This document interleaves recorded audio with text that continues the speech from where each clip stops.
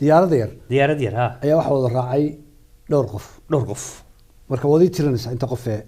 diyaaradda raacday haye Saciid Cabdullaahi Deni Xasan Shire Abgaal Cabdiraxmaan Faroole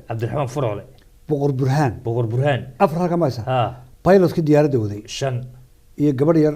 oo iskool dhigata waa 6 oo ina yara waa 6 8 jira 6 halka maysa ha diyaaradda gudaheeda ha haddii mesela ay wax dhacaan waxay haystaa diyaaraddu oo halka yaala 5 baarshuud kaliya xabad baa dhiman qof baa dhimanaya marka ha haddii ay qaraaraato ha qof baa dhimanaya qof bay ka soconaysaa 5 baarshuud baa halka yaala ha ilaa pilotka ilaa rakaabkuna waa 6 qof isma la eka iyadoo nabad la iskaga jiro ha ayaa diyaaradda cilad gashay oo yara shakaysa ha hay oo ruxant haye pilotki waxa loo xiri inuu ciladii way soo badanaysaa ha inta goorgoor tahay halaga boodo Cabdiraxmaan Faroole ayaa meesha ugu weynaayo marka la yar weynaado naf jacayl ha hal xabo baarshuud qaato uu ka boodiyo halka markay marayso Xasan Shire Abgaal ayaa baarshuud ka qaato uu ka daba boodo nimanka garow waa caadi ma Deni baa wax soo qaatay uu ka daba boodi pilotki baa arkay ragin meesha dala kala yaaco uu ka daba boodi isaguna diyaaraddu khaliya oo hawada maraysa ayaa waxa saaran Boqor Burhaan iyo gabadh yaray isku soo haray haye marka aqal baa la doonaya markuu xisaabtamay Boqor Burhaan hal baarshuud boo haray ilaa 5 baarshuud baa haray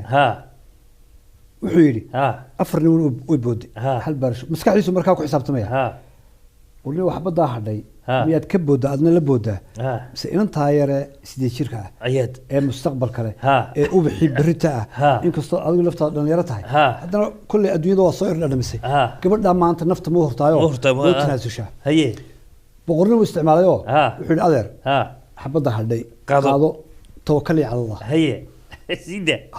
haye anu meeshan ku hadhaya haye gabadhu waxay tiri adeer xabad ma hadhina laba hadhay haye wuxuu yiri shan bay ahayno afar qofna way boodeen baludkii ka dib boodi see u hadhi kartaa xabadii shan bay ahayna waxay tiri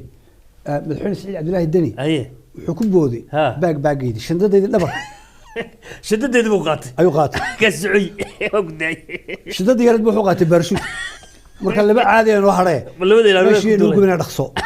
boqorkii qosliya iyo yartii ayaa daqada ka booday ninkii Deni ahaa ilaa hadda shadada gabadhu ku baqaya shadada dhulka kuma soo dhacay wali kulli awoodu ku jira ilaa hadda lama sheegin saxaabad gaar marka Puntland khalkhalka siyaasadeed ee ka jira isaguna sidaa ayaan ku qiyaasay